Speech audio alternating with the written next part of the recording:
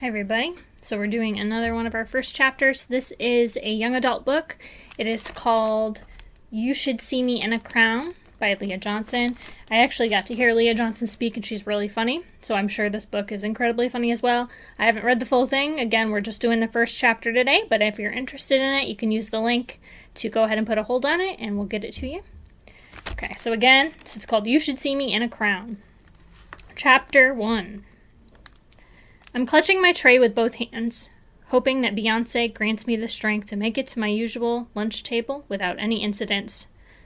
I shudder at the thought of a slip that douses me in ranch dressing, or a trip that lands me in the lap of one of the guys from the wrestling team. Or worse, a video of that fall blowing up on Campbell Confidential, the gossipy, Twitter-esque app some senior created a few years ago that has become my worst nightmare. I'm grateful that in a few months all this will be behind me. I'll be on my way to Pennington, the best private college in the state, living the life I've always dreamed about. One surrounded by people like me, in a place I fit, on track to becoming a doctor. It's so close I can taste it. All I need is the email confirming that I got the scholarship and, lady, watch it, I've got a thing to do. Derek Lawson leans into the word thing like what he's prepping for some big mystery as he plants himself directly in front of me. I take a step back, tray still in my death grip, and brace myself. I know what happens next. We all do. This type of public spectacle is second nature in Campbell this time of year. Before I have a chance to spare myself the very specific torture that accompanies watching a flash mob full of varsity athletes singing and dancing in unison like some sort of value brand boy band, it's already happening. Derek slides across the floor with the type of drama that would make the cast of Hamilton sit up and take notes. He climbs onto the long table where his crew normally sits and points down to his girlfriend and my not-so-secret rival, Rachel Collins. Someone presses play on a speaker somewhere, and that's when it starts. Another freaking promposal. Even though this has been happening at least twice a week since the semester started, I swear one of the freshman girls at the table next to me faints from excitement when Derek begins singing a remixed and prom-themed version of Time of My Life. Her friends are too distracted to even help her up. Prom in Campbell County, Indiana, is like football in Texas. The only difference is we don't get our fanaticism out of our systems every Friday night for months on end. Nope. In Campbell, we just hold it in, 11 months and 29 days per year, until one day, we explode. The whole town covered in a heap of sequins and designer tuxes and enough hairspray to feel the Hindenburg. It might be impressive if it weren't so ridiculously, obnoxiously annoying. You're the one girl I want to go to prom with. Derek is belting at the top of his lungs and it is certifiably awful. But no one seems to care. The girls from the pom squad come in from the hallway, where they must have been lying in wait, fully decked out in their uniforms, and grab their partners from the basketball team. And suddenly, they're doing full, dirty dancing choreo and not missing a beat. The entire cafeteria is watching this show, and I sort of want to die. My stomach threatens to bring up the granola bar I ate for breakfast just at the sight. Not only because it's Rachel at the center of attention again, but because this public of a display of, well, anything really terrifies me, even when I'm the furthest thing from being involved in it.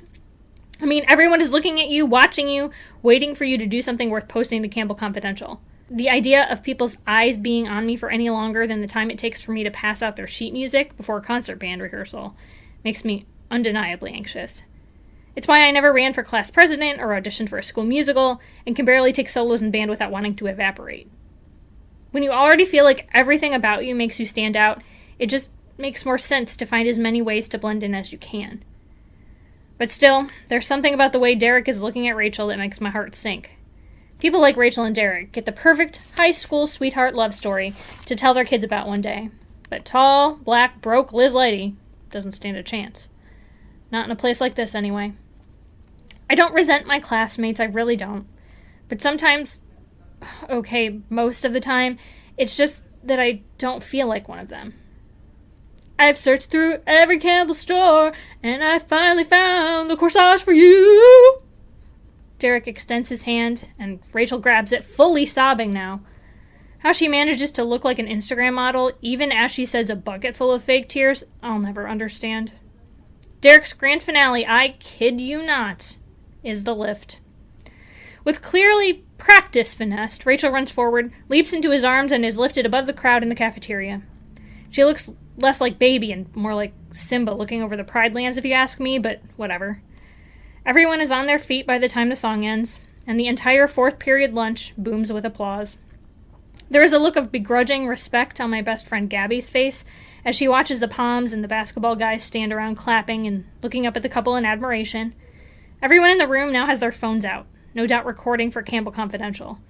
And the freshman girls next to us are in literal tears. The one who fainted is even doing a CC live recording from the floor. I look past Derek and Rachel's table and the hordes of fans surrounding them, and my eyes lock onto the corner of the cafeteria that I've avoided like the plague since freshman year. I can't help myself. Some of the senior guys from the football team are cheering, standing on their chairs, and shouting support to their fellow cliché man, Derek. All of them besides Jordan Jennings. I feel the same anxious clench of my heart I always do when I see him, my ex-best friend. His smile is faint as he claps half-hearted, and I can tell how artificial it is from this far away. He's almost too cute to stare at for more than a few seconds at a time. And this isn't just me being thirsty. With his smooth brown skin, his waves where his curls used to be, he really looks like he belongs in a teen soap opera, all effortlessly flawless or whatever. I remind myself of what he made sure I knew when we were freshmen. People like me and people like him exist in two different stratospheres, and it's best to keep it that way. Organizing a promposal on the day Emmy vacates her spot as potential queen? It's Kris Jenner level strategy. I'd be pissed if I weren't so jealous I didn't think of it myself. Gabby shoves a book into her locker and shakes her head. The devil works hard, but Rachel Collins works harder. Jealousy is a disease, Marino. Get well soon. Britt smirks from where she leans against the wall, and Gabby narrows her eyes in her direction. Seriously, who cares about Rachel Collins? I'd rather talk about who would win in a steel cage match between Captain Marvel and Wonder Woman. Who are you putting your money on, Lizzo? Stone, sitting cross-legged in deep meditation, seems to be completely unconcerned with the fact that there's a furious between-class rush that threatens to flatten her. I haven't said much since the promposal at lunch, haven't been able to shake that weird feeling of otherness that sometimes hits me in waves so strong they threaten to pull me under. But that doesn't stop Gabby and Britt from trying to get me to chime in anyway. That is so far from relevant, I start, linking my arm through hers as we all head toward our next classes. It's not like any of us are next in line for the throne. I'd say we're closer than some people, Gabby says, voice laced with faux sadness. Closer than Freddie, at least. I've been good, careful not to ever have any cafeteria mishaps, but other people haven't been so lucky. Last week, Freddie Brinkley tripped over his own shoelaces. Rookie mistake, you always double knot before you start the trek into the battle zone. On his way to his seat and face planted into a plate of spazania, Campbell County's lasagna spaghetti hybrid dish. At least 30 people captured it on Campbell Confidential, and it's been remixed, remastered, and retooled so many times and in so many ways, I don't think poor Freddie is ever going to get past #SpazaniaGate. Freddie got cocky, thought he could make the walk without the proper precautions, and he paid the ultimate price. A public memification. You hate to see it. Britt and Stone leave us at the band room to head to their next class. Band passes quickly, too quickly for my taste. Between my anxiety about waiting for the scholarship email, which I know is supposed to come today, and the general buzzing energy of prom season kicking everything into overdrive, I'm not ready for class to be over when it is. Gabby gathers her things quickly once the final bell rings, not taking nearly the same care as I do to tuck her clarinet back into the soft velvet of the hard case. She's going to miss her favorite Campbell Confidential livestream, the Prom Projectioners, a group of girls who make predictions every Monday afternoon about who does and doesn't stand a chance at making prom court, if she doesn't leave right now. The rest of our classmates are pouring out the side doors into the parking lot, but I'm staying behind like I do most afternoons. There's always something more to get done before going home. I still can't believe that Emmy went ghost like that. She pulls her sleek black sunglasses from her bag and adjusts them over her eyes. She pauses for a second. You think Jordan is okay? Emmy Chandler, Jordan's girlfriend of 3 years, the sweetest person alive, and mysteriously disappeared shoo-in for prom queen. We weren't friends with her. We were barely in the same area code socially, but since she's practically Campbell County royalty, it's hard not to wonder where she went. But the question still catches me off guard. Back when the three of us were friends, G and Jordan fought constantly. I wonder if a pair of her cares about him still, even if she doesn't want to, the same way I do.